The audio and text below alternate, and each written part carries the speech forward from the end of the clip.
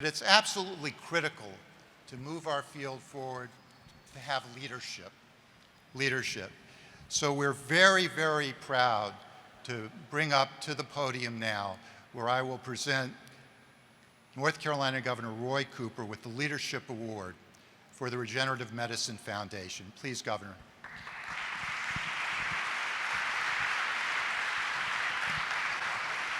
Governor Cooper has spearheaded a number of strategic investments in North Carolina's life sciences, has promoted the development of the biotechnology workforce, and has fostered a favorable environment for innovative biomedical research aimed at accelerating the development of effective treatments and cures. He serves as a national example of effective governmental leadership for the burgeoning field of regenerative medicine and technological innovation, as evidenced by everything that's going on in Winston-Salem. And we're so glad the city fathers, the community at Wake Forest Institute for Regenerative Medicine, we're so honored to have you here and see this firsthand, even though we know you know it well, but we are so enthusiastic to have you here. You serve as an effective governmental leader for this burgeoning field, and we recognize that North Carolina is one of those laboratories of democracy, as Justice Brandeis once framed it, and is recognized as a leading state for this new field of potentially curative medicine. So let me present Governor Roy Cooper.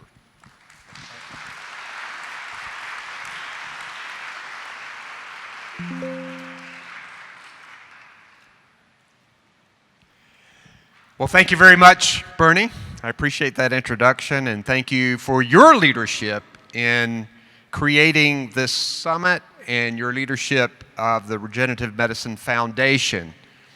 It's always wonderful to be in Winston-Salem and near Wake Forest University. We have a number of local elected officials here, and this community has banded together to make extraordinary progress. So I want to thank all of these local leaders, elected leaders, and business people who are here who have done so much. You're going to hear a little commercial about the state of North Carolina from me today. So those of you who are here from all parts of the world, you'll have to tolerate that a little bit. But it may be that you're attracted to North Carolina, and that will be an important part of this. I also have to let you know that my father is a Wake Forest University grad. I figured that might generate some applause. For those of you who aren't familiar with rivalries within the state, and particularly with sports, my dad went to his 50-year Wake Forest class reunion. And it's a relatively small class, being 50 years ago at the time that he did it. And people, he said, everybody got to make a speech, and people were making long, boring speeches. Finally was my dad's turn. He stepped up to the mic and said, "I'm embarrassed to admit that both of my sons attended the University of North Carolina at Chapel Hill, and I hang my head in shame." He dropped the mic, got a standing ovation, and left. And to this day, I still see people from time to time saying, "I heard your dad at the," yeah, I don't want to hear that anymore. What a great university this is. What an amazing community this is. And I am deeply grateful to accept this award on behalf of the people of North Carolina. When you think about who we are as a state and the people who make up our extraordinary workforce, this award belongs to them. North Carolina is the best place in the world to do research, medical research, growing your workforce, establishing your business, and raising your family. Brief commercial, but it is. As a governor, I'm CEO of the state. My mission is to have a North Carolina where people are better educated, where they are healthier, where they have more money in their pockets, and they have opportunities to have lives of purpose and abundance. I've expressed that mission statement even to fifth grade classes, and the more money in your pockets always gets a positive response from people. But that is what we want for our state, and we know that education and health can lead to more money in people's pockets. One of the ways that we've helped to accomplish that mission is our life science and biotech sector in North Carolina. They have helped to further these goals. In the last few years, we have really taken off in this area in North Carolina. We're the 9th largest state in the country. We are 4th in biotech. And we are a state that has a long history of public-private partnerships leading the way in innovation and research and discovery, even since the creation of the Research Triangle Park in the late 1950s in North Carolina. And we have made significant progress since then, thanks to the best array of public and private universities in the country with extraordinary research capabilities. The very fact that the World Stem Cell Summit is here in Winston-Salem is a testament to our state's and this region's commitment to the life sciences and making the world healthier. Think about where we've come. We are meeting in a building that was once part of R.J. Reynolds Tobacco Company. And thanks to the vision of key leaders in this community and this great university, it has been repurposed to become the Innovation Quarter, one of the fastest growing innovation districts in the country. Now, just last year, our Innovation Quarter here generated about $1.6 billion for Winston-Salem and the surrounding areas. And that's why the World Stem Cell Summit is here, along with the fact that this is the largest regenerative medicine research facility under one roof in the world. The Wake Forest Institute for Regenerative Medicine is headed by my friend, Dr. Tony Atala, and he is helping to drive exponential growth in the Innovation Quarter. Tony, can you stand up and let this group give you a big hand?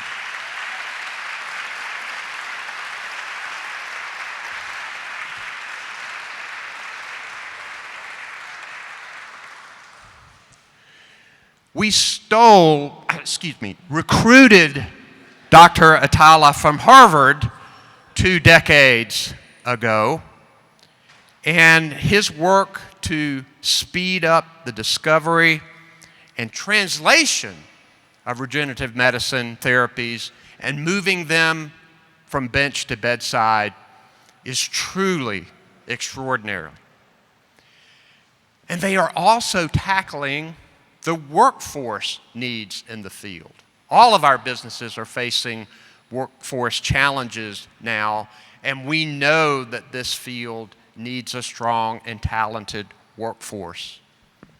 W-Firm here is making sure they are focusing on the next generation of scientists.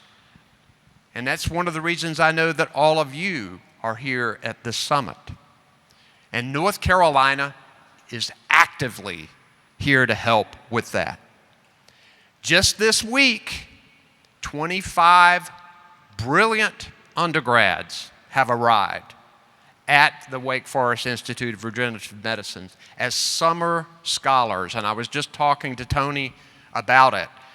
They wanted to have an even bigger group, and they had 400 applications, so that's a 95% rejection rate. What you have here is the best of the best. And these talented students, I'm sure some of you are out there, from all over the country will be here to learn. They will be exposed to the highest levels of research with mentors who are focused on specific tissues and cells. And they are your future workforce. Although I'll say that once you've lived in North Carolina a while, it's hard to leave. We hope that they will be a big part of this workforce at the end of the day. And here in our state, we do, I believe, a terrific job encouraging collaboration among universities, healthcare providers, and industry partners, which encourages discovery and it translates research into clinical applications. Now, sometimes you get in states where organizations, universities, people are very competitive with each other. We have 3 great research institutions in Duke, UNC, Chapel Hill, Wake Forest, very close together.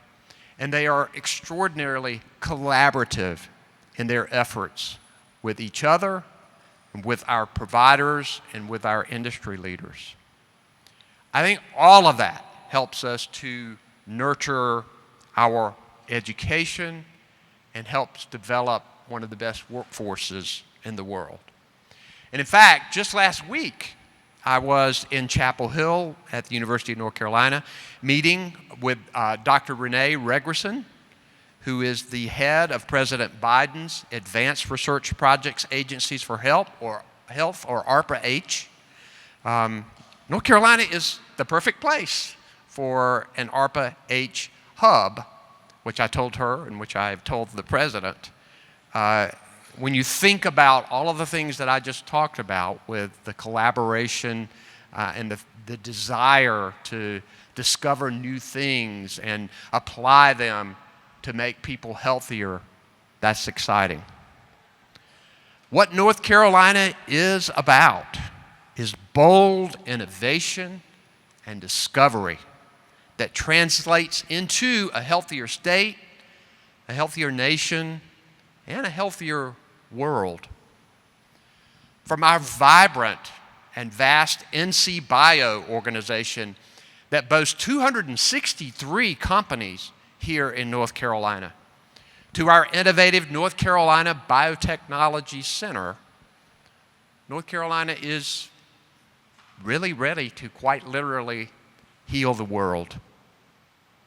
North Carolina is recognized by a number of organizations as the #1 state in the country to do business.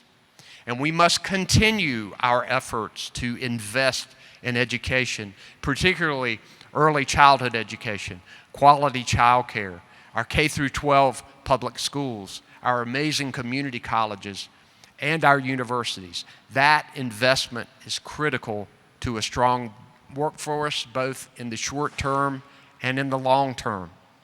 And we're working to make our population healthier, having been one of the first states lately to expand Medicaid in our state. And we know that that's going to help us ensure 600,000 more North Carolinians. So being the #1 state for business and being ready to move forward, having amazing universities and groundbreaking organizations like WFIRM right here. But most of all, North Carolina has the best, most talented, hard-working people. North Carolina is a state of minds. And on behalf of those minds and the people of this state, I proudly accept this award and am grateful, Bernie, for the opportunity to be here with you today. Thank you so much.